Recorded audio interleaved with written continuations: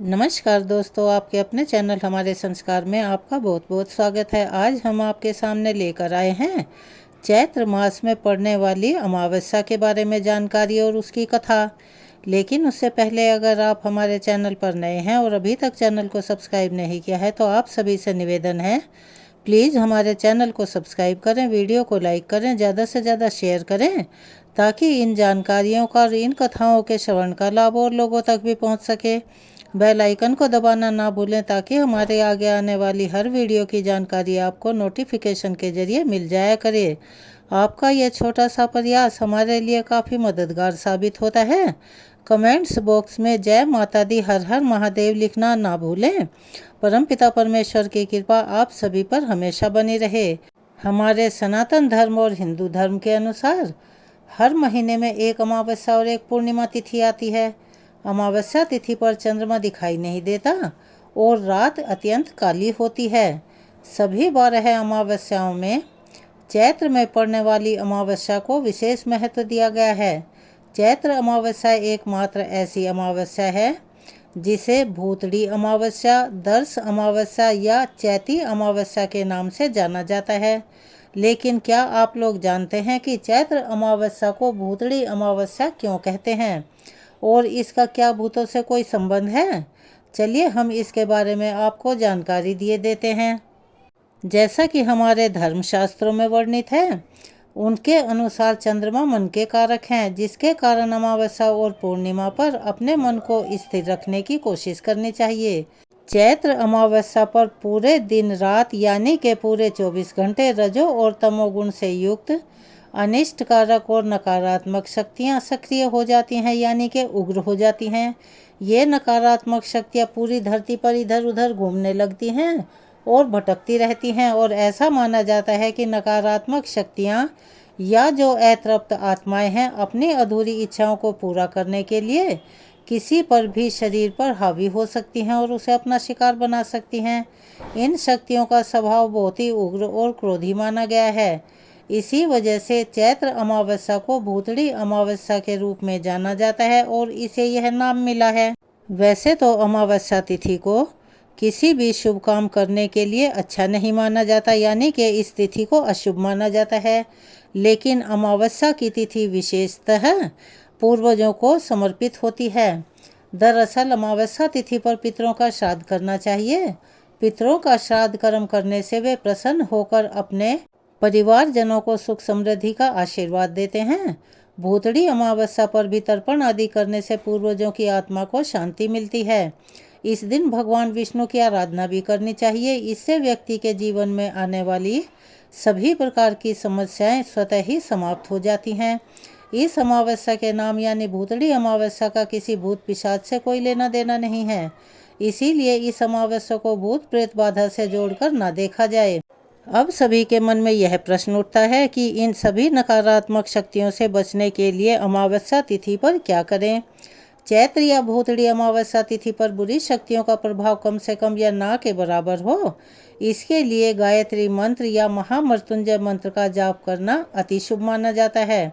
हनुमान चालीसा का पाठ करें, इससे नकारात्मक शक्तियाँ स्वतः ही नष्ट हो जाएंगी। नदी में स्नान करना भी बहुत पवित्र माना जाता है। भूतड़ी अमावस्या पर आत्माएं उग्र हो जाती हैं। ऐसे में शांति के लिए भूतड़ी अमावस्या पर किसी भी पवित्र नदी में स्नान करें। अगर पवित्र नदी में स्नान करना संभव ना हो तो अपने घर पर जिस पानी से आप स्नान करना चाहते हैं उसमें थोड़ा सा गंगा जल भी मिला सकते हैं। जल और दूध से शिवलिंग का अभिषेक करना भी बहुत ही शुभ और पवित्र माना जाता है। शिव जी की पूजा करते हुए इस दिन ओम नमः शिवाय मंत्र का जाप करें और जीवन की सभी बाधाओं की समाप्ति करें। देवी देवताओं और नवग्रहों की पूजा का भी विशेष महत्व माना गया है। चैत्र अमावस्या पर देवी देवताओं और नवग्रहों की पूजा करना अति शुभ फलदायी होता है। लेकिन इस दिन अगर पितरों की पूजा अर्चना करें तो उससे कई गुना ज़्यादा लाभ होगा और पुण्य भी मिलेगा और पितरों को मुक्ति भी मिलती है। श्राद्ध तर्पण और उनके निमित्त दान करने से पूर्वज प्रसन्न तो होते ही हैं, वे अपने परिवारजनों को भी आशीर्वाद देते हैं। ब्राह्मण को भोजन करवाने से पूर्वजों की आत्मा को तृप्ति मिलती है। अमावस्या के दिन इन पौराणिक कथाओं को सुनने से अति पुण्य प्राप्त होता है और ये विशेष लाभदायी होती हैं। पौराणिक कथा के अनुसार किसी नगर में एक राजा रहता था। राजा की रानी बहुत ही धार्मिक प्रवृत्ति की थी। राजमहल के ठीक सामने एक साहूकार की हवेली थी। रानी और उस साहूकार की पत्नी में घनिष्ठ मित्रता थी, यानी कि वो दोनों पक्की सहेली थी। तभी एक दिन हवेली से साहूकार की पत्नी की रोने की आवाज़ आई। इस पर रानी ने उससे कारण पूछा। तब राजा ने बताया कि साहूकार का पुत्र मर गया है। रानी ऐसे दुखों से वंचित थी, इसीलिए वो राजा से एक बार फिर से पूछने लगी कि हे राजन, ये दुख क्या होता है। इस पर राजा ने उन्हें कहा, जब तुम्हारा कोई बेटा मरेगा तब तुम्हें समझ में आएगा कि दुख क्या होता है। ऐसा सुनकर तुरंत रानी ने अपने बेटे को उठाया और छत से नीचे फेंक दिया, पर भगवान की कृपा से उसे कुछ नहीं हुआ, उसका बाल तक बांका नहीं हुआ। रानी ने फिर से अपना सवाल दोहराया और राजा से पूछा कि हे राजन, ये दुख क्या होता है।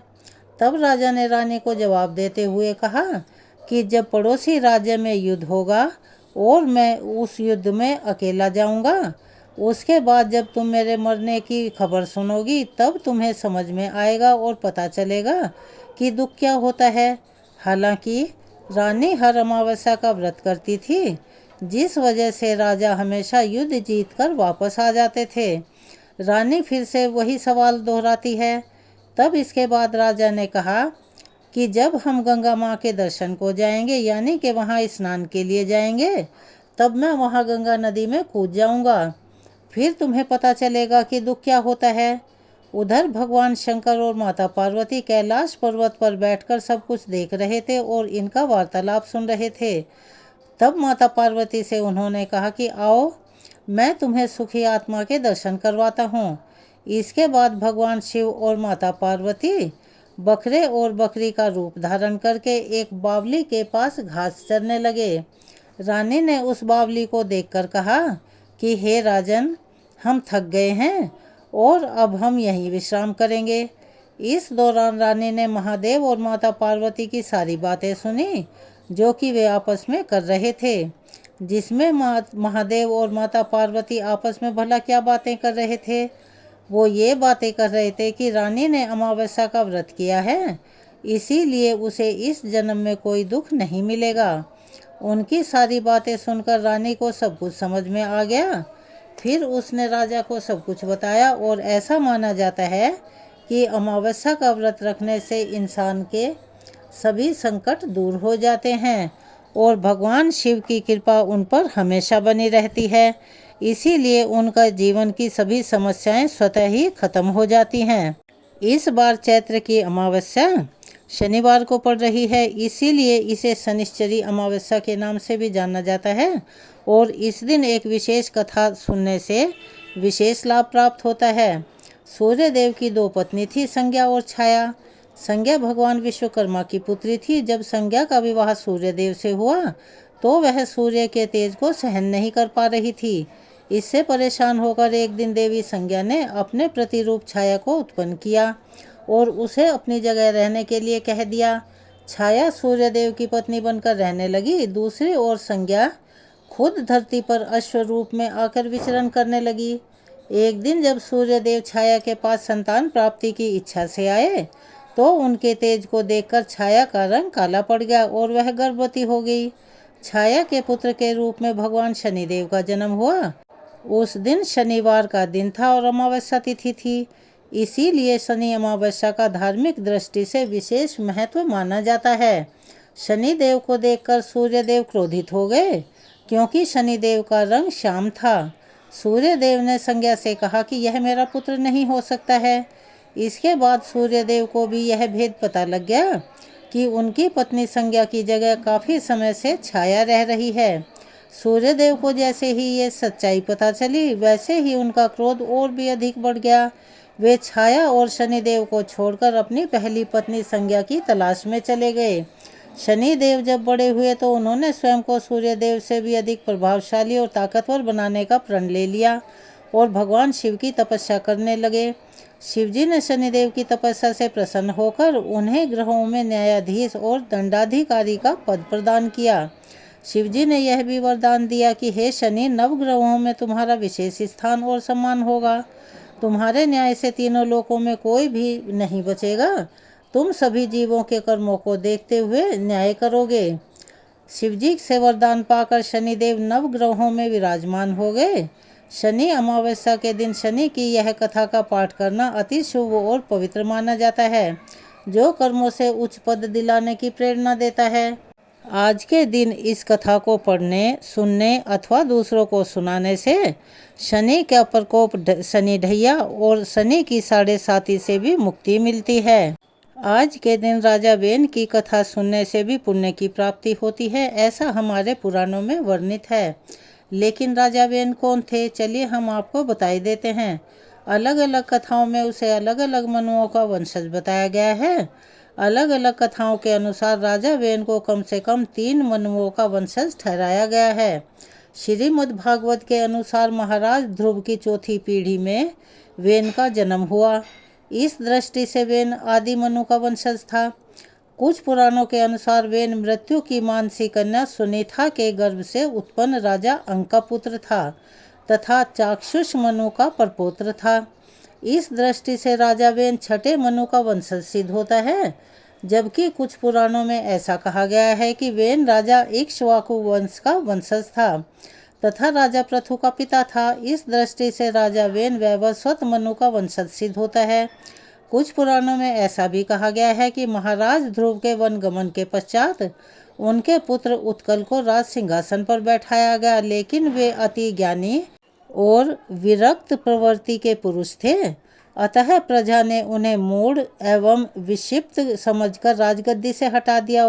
उनके छोटे भाई भ्रमी पुत्र वत्सर को राजा बनाया। राजा वत्सर तथा उनके पुत्रों ने दीर्घ काल तक पृथ्वी पर शासन किया और सभी राजसी भोग भोगे। इसी वंश में अंग नामक एक राजा हुआ। अंग ने अपनी प्रजा को सुखी रखा था। वह अपनी प्रजा का बहुत ध्यान रखते थे। एक बार राजा अंग ने अश्वमेध यज्ञ का आयोजन किया, किंतु देवताओं ने यज्ञ भाग ग्रहण करने से मना कर दिया, क्योंकि राजा अंग के कोई पुत्र नहीं था। इस पर राजा अंग ने पुत्र प्राप्ति के लिए पुत्र कामेष्टि यज्ञ किया। यज्ञ में आहुति देते समय यज्ञ कुंड में से एक दिव्य पुरुष प्रकट हुआ, जिसने राजा को खीर से भरा एक पात्र दिया। राजा ने खीर का पात्र लेकर सूंघा, फिर अपनी रानी को दे दिया। रानी ने उस खीर को ग्रहण किया। समय आने पर रानी के गर्भ से एक सुंदर पुत्र का जन्म हुआ, किंतु राजा अंग की रानी एक अधर्मी वंश की पुत्री थी। इस कारण उसे अधर्मी संतान की ही प्राप्ति हुई, जिसका नाम वेन रखा गया। राजकुमार वेन अत्यंत दुष्ट प्रवृत्ति का था। प्रजा उसके उपद्रवों से त्राहिमाम करने लगी। महाराज अंग ने वेन को कई बार दंडित किया और उसे बहुत समझाया, किंतु वेन की प्रवृत्तियों में कोई भी सुधार नहीं हुआ और उसकी आदतें दिन ब दिन खराब होती गई। इस पर महाराज अंग को जीवन से वैराग्य हो गया और वे एक रात अपना राज्य त्याग कर अज्ञात ही वन में चले गए, यानी कि उन्होंने किसी को भी इस बारे में कुछ नहीं बताया। जब भृगु आदि ऋषियों ने देखा कि राजा के न होने से प्रजा की रक्षा करने वाला कोई नहीं रह गया, तो ऋषियों ने माता सुनीता की संपत्ति से मंत्रियों के सहमत न होने पर भी वेन को भूमंडल के राज्य पद पर अभिषिक्त कर दिया। लेकिन राजा वेन अत्यंत क्रूर और दुष्ट था। वह किसी भी प्रजाजन द्वारा छोटा सा अपराध किए जाने पर उसे मृत्यु दंड जैसा कठोर दंड देता था। इस कारण जब राज्य के चोर डाकुओं को वेन के राजा बनने की जानकारी मिली थी, वे राज्य छोड़कर भाग गए। इससे राज्य में चोर डाकुओं के उपद्रव तो बंद हो गए। वेन दुष्ट होने के साथ साथ घनघोर नास्तिक भी था।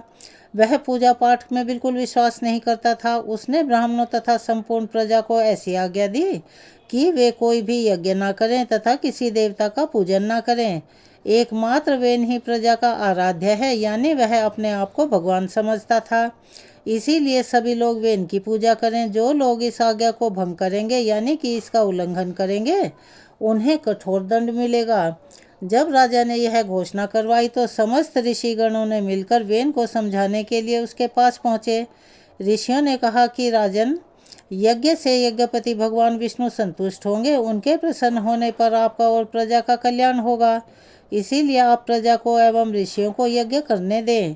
वेन ने ऋषियों के इस परामर्श की अवज्ञा की, यानी कि इस बात को नहीं माना। इस पर ऋषियों ने हुंकार भरकर एक कुश राजा की ओर फेंका, जिसके प्रहार से राजा वेन मर गया। वेन की माता सुनीता ने अपने पुत्र का शरीर स्नेहवश सुरक्षित रख लिया।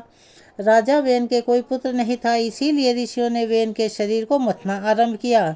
सबसे पहले वेन की बाई जंघा को मथा गया, जिससे एक काले रंग का और नाटे कद का कुरूप पुत्र पैदा हुआ। अत्रि ऋषि ने उसे कहा निशिता, अर्थात बैठ जाओ। उससे उसका नाम निषाद पड़ गया और उसके वंशज निषाद कहलाए। अब ऋषियों ने वेन का दाहिना हाथ मथना आरंभ किया, जिससे अत्यंत सुंदर बालक का जन्म हुआ। ऋषियों ने उसका नाम पृथु रखा। उसके शुभ लक्षण देखकर उसे राजा बना दिया। अब ऋषियों ने वेन का बायां हाथ मथा, जिससे लक्ष्मी स्वरूपा आदि सती अर्ची प्रकट हुई।